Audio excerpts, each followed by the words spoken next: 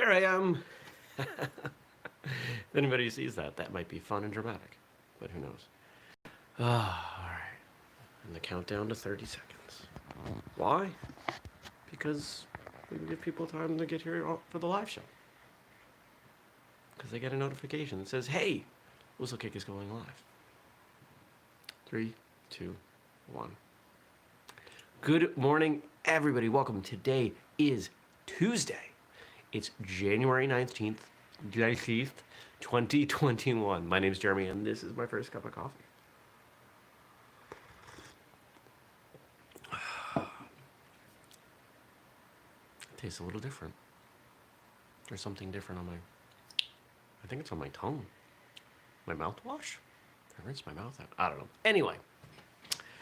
Well, here we are. It's Tuesday, and I slept great, and I'm looking forward to the day, and all that. Now, you might be able to hear in the background that I have the fan going behind the wood stove.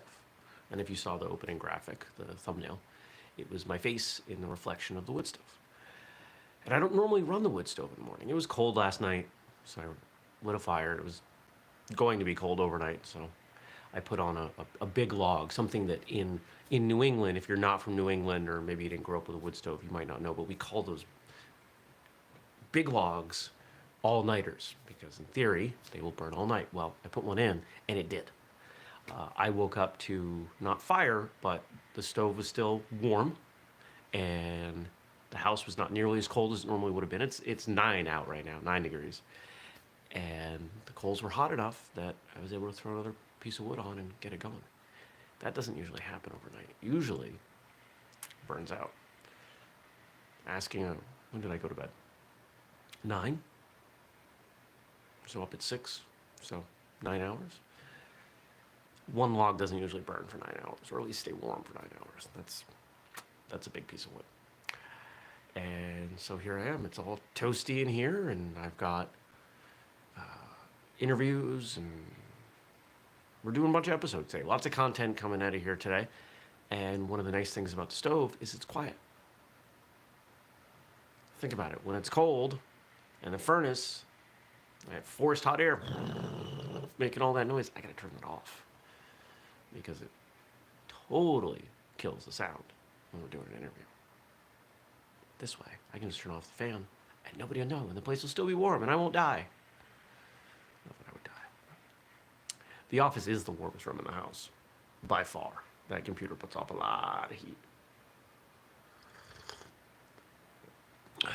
Chipped away at the novel yesterday. I think it's going to get finished tomorrow. I think tomorrow's the day, just based on trajectory. Didn't get a lot into it because I had an early call, but today I think I've got a solid hour before I have to transition to something else. So we'll see. We will see. Feedback yesterday on Doctor slash what's his martial arts title? Master Nikolai Lee has been good. And you know, one of the things that I like is whenever I see something pop up about him, his dad's right there chiming in saying, I'm proud of you, publicly. How often does that happen for people? How often are our parents so out front saying, I am proud of you? Doesn't happen for me. It's never really been something I've experienced. Maybe some of you watching or listening, maybe that's par for your course with your parents. I hope so. If you have kids, make sure you let them know. It's important to know that people are proud of you. In fact, I have learned that those 4 words are so powerful that whenever I'm in a position of authority with someone, I try to find ways to work those in. When they do a good job, I try to let them know. Because the sheer number of people who did not hear from their parents that they were proud of them, it's sad. So I'll tell people, I'll tell my friends, I'm proud of you. That's awesome. I didn't do the work, but I feel pretty lucky to know someone who did something so great. I'm proud of you. Proud. What else happened yesterday? Client stuff, went to the gym, pet a dog, ate some food, went to bed.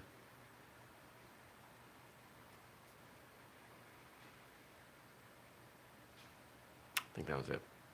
It was it was a work day. Nothing terribly special. Today is a little bit different. Maybe not different. It's different from yesterday anyway. In that Andrew and I are recording a couple episodes, and then I forget what goes on midday. I've got an interview with a guest in the afternoon. This evening, I have a call with one of my advisors, and we're talking about something interesting. There's something brewing that I'm exploring, and she and I are going to talk about that. And yeah, just getting work done in between in my toasty warm home. Water the plants. You know, it's a normal day in German land. So, let's see what's going on with all of you. What did you get me to talk about?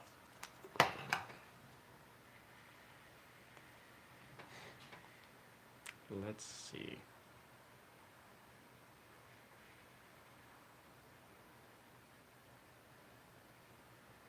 We got stuff from Frank. Good old Frank. Thank you, Frank. Frank, make sure we got stuff to talk about. Appreciate that.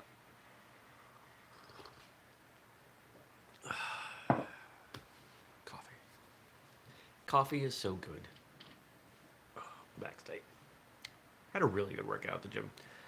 I found that instead of trying to cram my workouts in, just enjoy the process, enjoy being there. It's going to take an extra 20 to 30 minutes, have a little more rest time, and be thankful for the opportunity to get out of the house. Oh.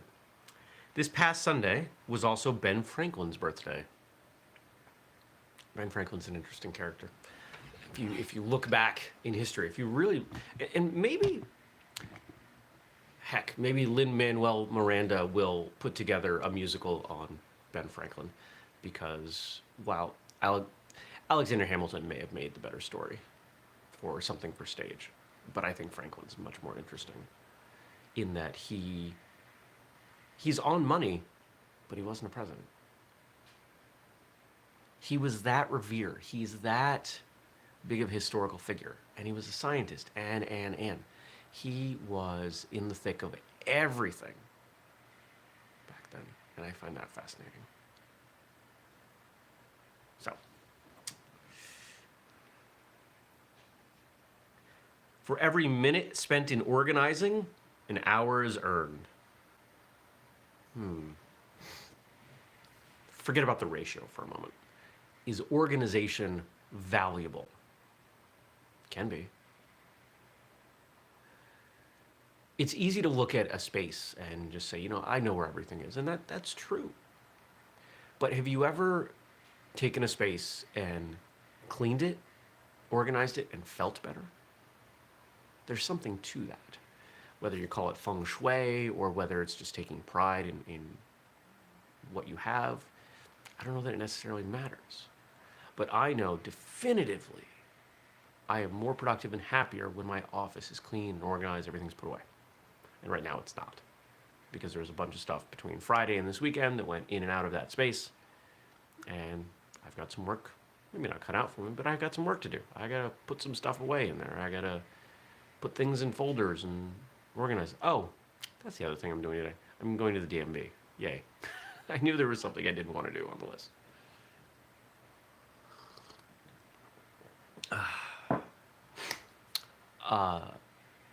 Completely broke my train of thought. I think staying organized is valuable. Most of you are probably familiar with Dropbox. Dropbox is how I organize everything. I've got folders inside of folders inside of folders inside of folders. I know where everything is. You ask me where anything to do with whistlekick is, I can tell you. Or if it's something I access very infrequently, like every year or two, I can look at the folders that are there and it's obvious, oh, it's got to be in this one. And then if it's a subfolder, it's got to be in this one, right? Instead of just throwing everything in a pile, which is what a lot of people do. I've been using Dropbox in that way for, wow, well over 10 years. I was a very early Dropbox adopter. I was one of the first people, I think I was probably the first person I knew that paid for it. Back when they were giving you 2 gigabytes for free, and if you did something, they'd give you an extra gigabyte, and that mattered. And now I've got like 500 gigabytes in my Dropbox folder. A lot of it's the interviews. Those audio files take up a lot of space. And when you've done close to 600 of them, it's a lot of space. Lots of space. What's next? How few there are who have courage enough to own their faults or resolution enough to mend them. Why don't we admit our faults? Why don't we come clean when we screw something up? Fear. Somehow we're afraid that by acknowledging the situation, other people will become aware of it if they weren't. Most of the time they know. They're just letting it go. Think of all the faults you're aware of in other people that you don't make a big deal out of. Here's a good one. Here's one that's bothering me a little bit from yesterday. I had a meeting with somebody, and from a completely selfless perspective, they were trying to encourage me to do something. They were acting in my best interest. I get that. But we disagreed. We disagreed on, I had some concerns, and there were some things that they wanted me to do that I did not want to do. And they raised their voice to me. Not quite yelling, but definitely raised their voice. I was able to remain calm. You're raising your voice to me, and that's making me uncomfortable. Pretty sure that's exactly how I said it. And he stopped.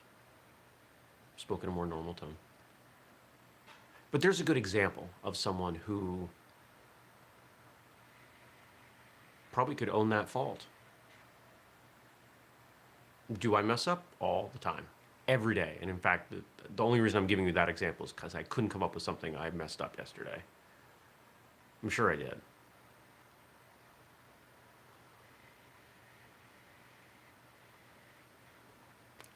I mess up on most days. I think we all do. But if you want to improve something, you've got to acknowledge it's there. I've sent a lot of apologetic emails and texts over the years. Hey, I could have handled that better. I'm sorry. Hey, sorry I forgot to take care of that. That kind of stuff. It goes a long way to building trust. If something stupid flies, if something comes and goes and you missed a deadline or whatever it is, if you don't acknowledge it, it doesn't give the person faith that you're going to do it the right way next time. I work hard not to miss deadlines. I work hard to be honest with people, and I work hard to own my faults. I think I've grown a lot as a person because of that. Now, the latest version of that is not so much that I apologize, because those are empty words. I will apologize when it's warranted, but what I've found that is much more valuable is proving that it was a one-off, proving that it won't happen again. Let's say I'm going to miss a deadline. Let's say I have a client project or something for whistlekick. Somebody somewhere is expecting something at a time. If I'm not going to get it done, and I know I'm not going to, I will tell them as far ahead of time as I can. Hey, I'm not going to get this done on time. I'm sorry. And I better have a darn good reason. And they deserve to know what that reason is, and I will tell them. And I will tell them what I'm going to do to get it done as quickly as possible. And usually that involves some kind of sacrifice, and I will let them know what that sacrifice is. Hey, sorry, I'm not going to get that report done to you by 5 like I promised. But I'm not going to go to bed tonight until it's done, or I'm going to wake up early tomorrow and finish it so you have it for the start of your workday. You know, that kind of stuff. That goes a long way for people. Not just, sorry, I didn't get that. I'm sorry I didn't get the report done in hindsight as you were waiting. Most people aren't willing to do that. If you're willing to do that, people will have far more faith in you. Load, tablet, load. I might get a new tablet. More and more I've had people, like yesterday with this client. He's running all Google stuff on Apple hardware, and it's being wonky. And you know, the last time I owned an Apple device, it's been a long time. I may pick up a cheap iPad just to reacquaint myself. I don't want to. I don't want to spend the money on that. But if this thing's going to die, maybe that's what I'll replace it with. Who is wise? He that learns from everyone. That's a martial arts quote. Would Ben Franklin have been a martial artist? I bet he would have. I bet he would have been interested in the philosophical side, the way concepts string together. Or maybe I'm just projecting because that's one of the things I'm interested in. He who learns from everyone. Now, on the surface, you might think, oh, okay, that means you got to train with as many people as possible, do as many different styles. Not necessarily. That's one way you can interpret it. But what about training just with the people in your own school, class? Can you not learn from everyone? Can you not learn from a first day white belt that your description of this technique or your understanding of the human body is completely different to them? Right? There's something really interesting in there if you're willing to be open. If you're willing to redefine what learning is from, I am going to, from my brain, gift you this concept or this technique. If you change it from that to, I'm also understanding ways that do not work and ways not to do things and verbal descriptions that maybe aren't as appropriate. Now, you can see you can learn from anyone, everyone. Someone who has nothing to do with martial arts, has never been in a class, can teach you something about martial arts. How? Ask them a question. Ask them a question about their understanding of martial arts. Ask them, if I told you to punch me in the face, show me how you would punch. Right? These are all things that are worth learning. The better you get, the higher your rank, the more you're in charge of teaching people, the more critical this methodology becomes.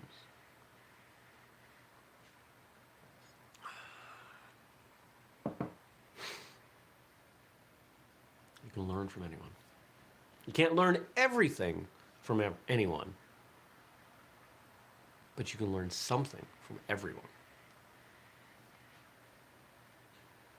I never knew a man who was good at making excuses who was good at anything else. Good morning. I never knew a man who was good at making excuses who was good at anything else. Oh, what a powerful quote. Ties back to the other one.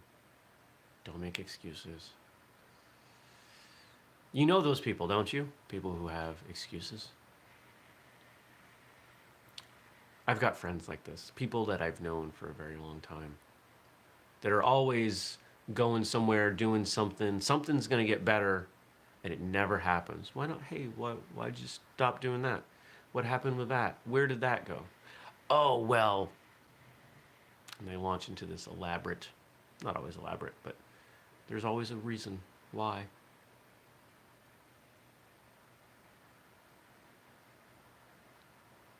Excuses are just Excuses are justifying away the hard work. People don't make excuses about things that were easy. People make excuses about things that are hard. Oh, that's going to be challenging, so let's just not do that. And now we need to come up with a reason why. The hard work's where the good stuff happens. It's what happens in martial arts, right? Think about people who start training. If you're a school owner, you hear this all the time. And you see people at the grocery store, oh, I'm going to come back to class. Frank says, these are all things that I'm trying to get better at. I think that's admirable. I think we all need to get better at these things. There's a difference between an excuse and a reason. A reason doesn't necessarily have to be shared. It's for you. It's the truth.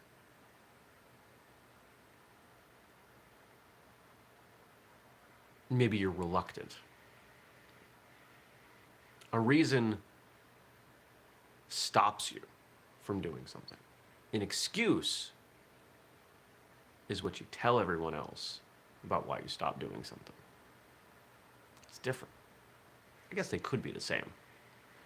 But in most cases, I don't think so. I think excuses. Excuses are the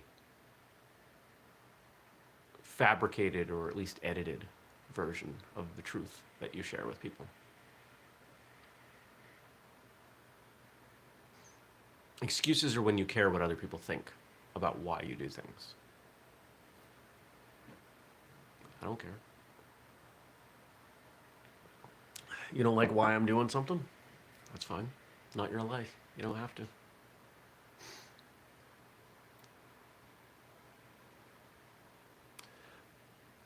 You've probably seen that we've got some ads running on social media. They're on Facebook and Instagram, trying to get people to sign up for the free guide on the fitness side, and then, ultimately we're going to try and sell the programs. And one of the things that's been interesting is that there have been some questions, but there's also been some hate. And it stings. These are people that I don't know. And so it's been a great opportunity for me to work through that. And what am I doing in every case when it's just hateful? I just delete it. I don't respond. There's no point. There's no reason to engage with someone who's just going to be a jerk. Now, one of them that came up was, if you've seen the video, it's me in the top floor of the warehouse, the kind of the training space / storage / whatever. And somebody posted a comment. What was it? It was something like, you recorded this in an attic? Now, I could have said, well, this was the best space, or this is all we had. I could have made excuses. I don't care what that person thinks. I just deleted it. Whatever. People have been downloading that guide like crazy. I don't care what that one person thinks. They haven't given me reason to care about who they are. Perfect segue. I did not read these ahead of time. Love your enemies, for they tell you your faults.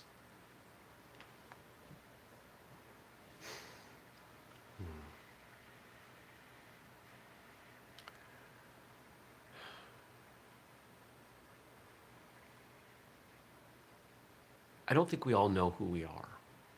I think we have a good idea. But, something I've said quite a few times on the show, we go through whatever mental gymnastics we have to remain the hero in our own story. And sometimes that requires forgetting about certain things or prioritizing other things.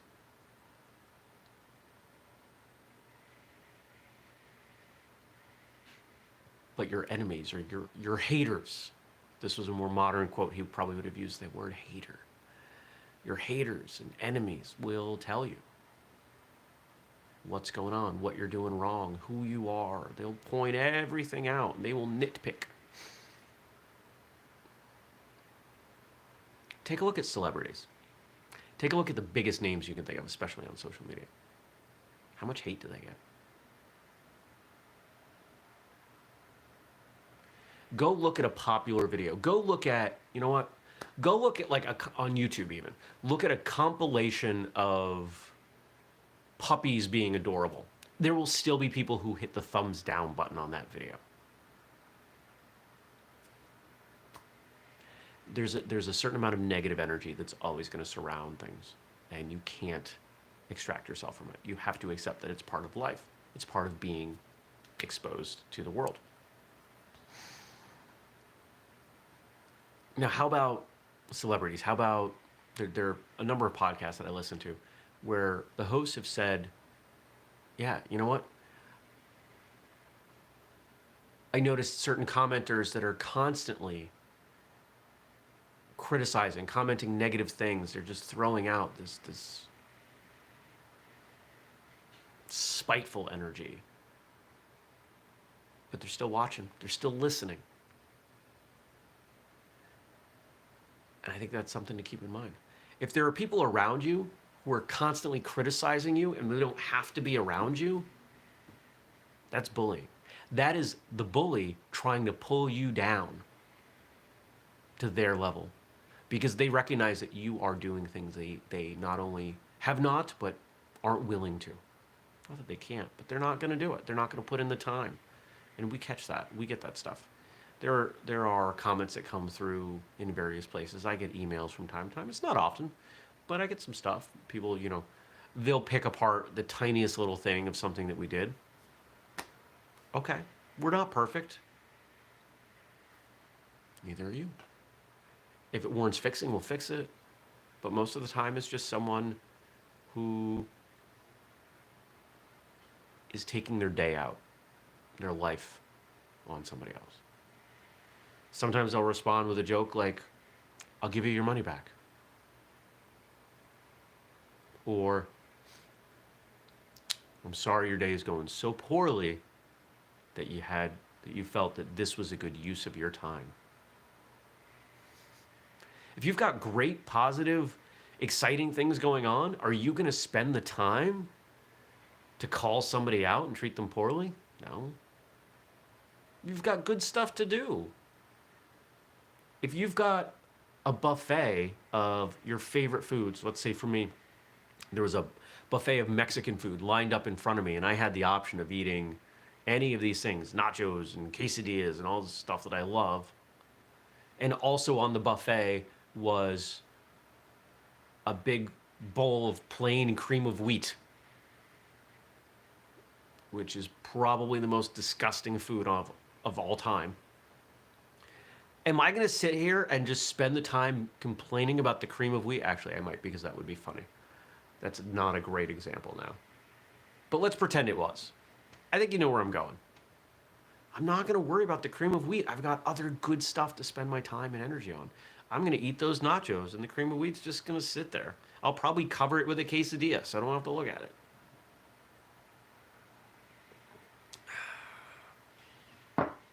You know? It's a quote from someone that I really admire. No one, and I keep saying this, I don't know if I've said it on the show, I think I have. No one will ever say or do anything that is not a direct reflection of how they feel about themselves. The example of the person yesterday who raised their voice to me, I know why they did it. They gave me enough story on something that I get it. It wasn't really about me that they were raising their voice. When people throw hate around, it's about them. It's about their own inadequacies. And you're just catching it. And how does that apply in a martial arts setting? Fear in class. A lot of people come into class fearful. A lot of people have stuff, physical, emotional baggage that surfaces within training. And maybe they're not going to tell you what it is. Maybe it's not appropriate to ask. But being aware that it could be there and it could be fueling their decisions and their actions and their emotions, it's important to know about that. So, all right. I want to thank you for watching or listening, and I want to ask you, leave me some questions, leave me some comments, some feedback, stuff to talk about for tomorrow. Frank, you do a great job. Thank you, my friend. And it's been a while since he's had any help, so let's get him some help, because we do this show 5 days a week, every weekday, 6:30 a.m. U.S. Eastern Time here on YouTube. Catch it later in audio form. And if you're new, make sure you subscribe, turn on notifications. And if you want to help us out, you can use the code FIRSTCUP15 at whistlekick.com on anything over there. I hope you have a great day, and I'll see you back here tomorrow. Take care, everybody. Peace.